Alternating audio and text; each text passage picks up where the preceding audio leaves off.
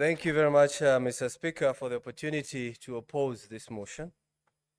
I stand to oppose, and I'll start from where I left by saying that children deserve the most honest and thoughtful answers. And allow me, when I give my point, to talk to my children and the children of patriots of this country, Mr. Speaker. Mr. Speaker, cutting off the neck does not cure headache, Mr. Speaker. Mr. Speaker, it is one thing to condemn a healthy person and another to condemn someone who is sick or bedridden.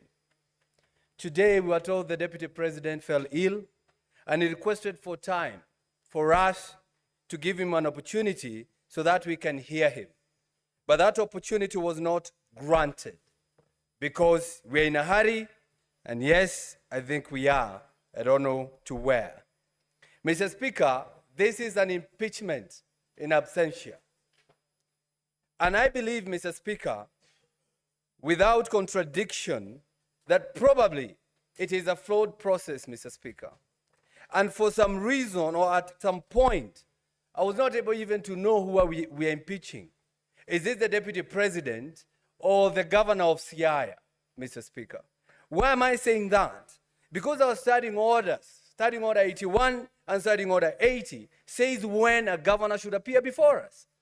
And we saw a governor standing there, Mr. Speaker. So sometimes I was asking myself, maybe the governor impeached himself by just appearing to us, Mr. Speaker.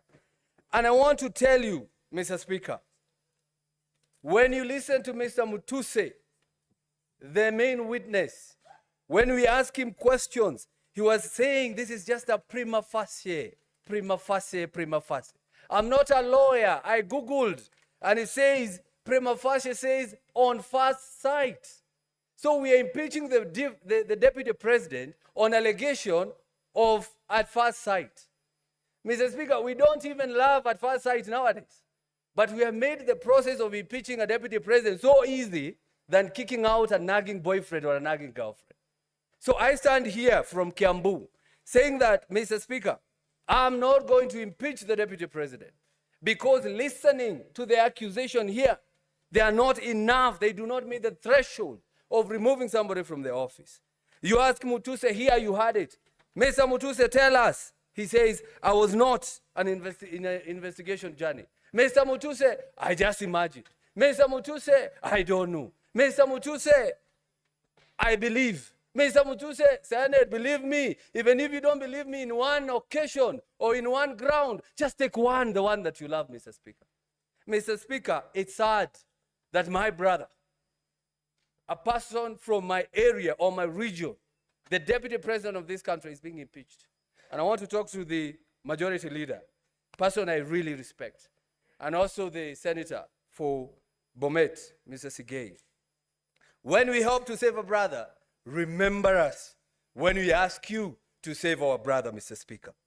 Mr. Speaker, as I conclude on this issue, Mr. Speaker, he who assesses the integrity of others must exemplify an even higher standard of integrity on himself. I want to ask you members, please, as I go down to write your names or the sins on the ground, and I'm not calling myself Jesus, ask yourself, would you be the first one to throw the stone on the Deputy President? And Mr. Speaker, I am going to leave this by saying I'm going to vote on all 11 counts. No, no, no, no, no. I'm going to vote no. And I'm going to leave you with one quote I've read from a member of parliament from Gatondo North, who has said, Mr. Speaker, and I read, the dog is not sick. It's just afraid, facing its last 2 hours of power forever, Mr. Speaker. Those are the MPs who kicked out the Deputy President. They are now calling him a dog. Maybe even this motion, Mr. Speaker, was brought by some people who are suffering from mental issues, Mr. Speaker. I'm going to say that because how do you call a Deputy President is a dog and he's not sick and he's only waiting to get out of power for 2 hours? I ask you, brothers, please do not play along the galleries. Respect the Deputy President, respect the people of Murima, and I leave you with Exodus 19, verse 12, Mr. Speaker. We were told if you touch a widow, you die. It says if you touch the mountain, you die. I vote no. Senator Sifuna. Senator Edwin Sifuna. Honorable Speaker, let me join you and the others who have sent their sympathies to His Excellency Rigathi Gachagua. We wish him a quick recovery so that he can come back. Honorable Speaker, I think it is a very unfair accusation that we are impeaching somebody whilst in hospital. It has been said here, Honorable Speaker, that nobody can predict when you